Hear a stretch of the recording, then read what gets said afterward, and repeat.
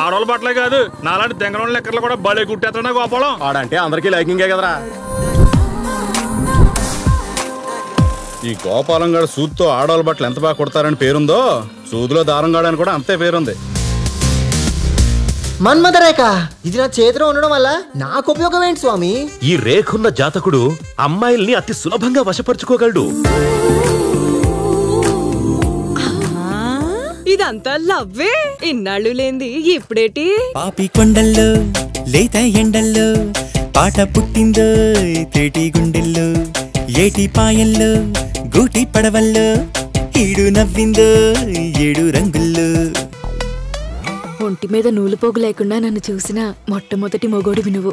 నిన్నెలా మర్చిపోతాను చెప్పు? రవివర్మ చిత్రమా, సరసాల పద్యమా, సొగసైన శిల్పమా, ప్రియ భామా.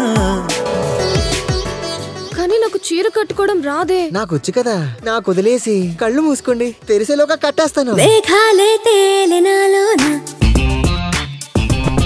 రాగాలే గుండె గదిలోన. ఒరే జపజండు ఏంటి? ఆ జమే జడా, ఆ జతో జడా, ఆ జమచచ్చా జమచచ్చా.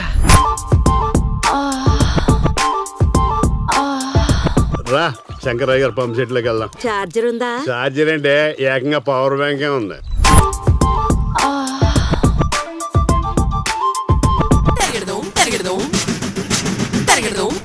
ఈ ర్యాక్ ఫ్రేమ్ కట్టి పూలెట్టి పూజ చేసినా తప్పు లేదురా. మన్మథ రేఖతో పుట్టాను, మన్మథ రేఖతో పుట్టాను అని అదే డైలాగ్ అందరికీ చెప్పుకుంటా పోయావు. దానివల్ల చూడు కథ ఎలా తలకిందులు అయిపోతుందో.